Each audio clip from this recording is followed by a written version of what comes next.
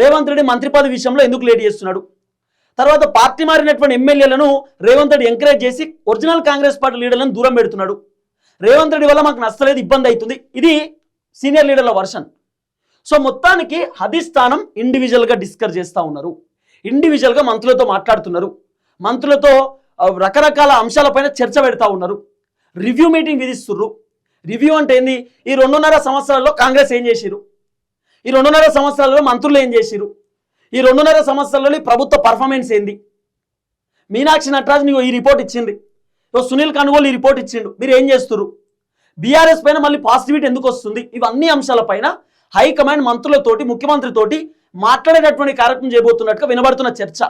Almost మంత్రులు 65% రేవంత్ రెడ్డి పైన కోపంగా ఉన్నారట. దాదాపు 65%.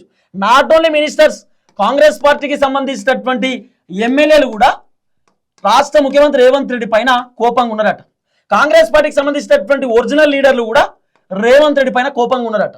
ఆఖరికి ఎంపీలు, ఎమ్మెల్సీలు వీళ్ళు కూడా రేవంత్ రెడ్డి పైన కోపంగా ఉన్నారు. ఎందుకు? కారణం ఏంది? ఆయనకు అర్థలేడు, మాట్లాడతలేడు, పట్టించుకుంటలేడు. ఏమనంటే సార్ సంతకాలు పెడుతున్నాడు, సార్ బిజీగా ఉన్నాడు, సార్ రష్యా మీటింగ్లో ఉన్నాడు, రష్యా టీంతో మాట్లాడుతున్నాడు, దుబాయ్ టీంతో మాట్లాడుతున్నాడు అని చెప్పి ఆయన మాట్లాడే కార్యక్రమం చేస్తలేడట. వీళ్ళకు కూడా నచ్చలేదు. తర్వాత రేవంత్ రెడ్డి బూతులు, ఆయన భాష, ఆయన వ్యవహారం, తర్వాత రేవంత్ రెడ్డి ఇష్టములలో కాంట్రాక్ట్లు ఇచ్చుడు, మంత్రులను పట్టించుకోకపోవడు, ఇవన్నీ పంచాయతీలు నడుస్తున్నాయి ఇప్పుడు.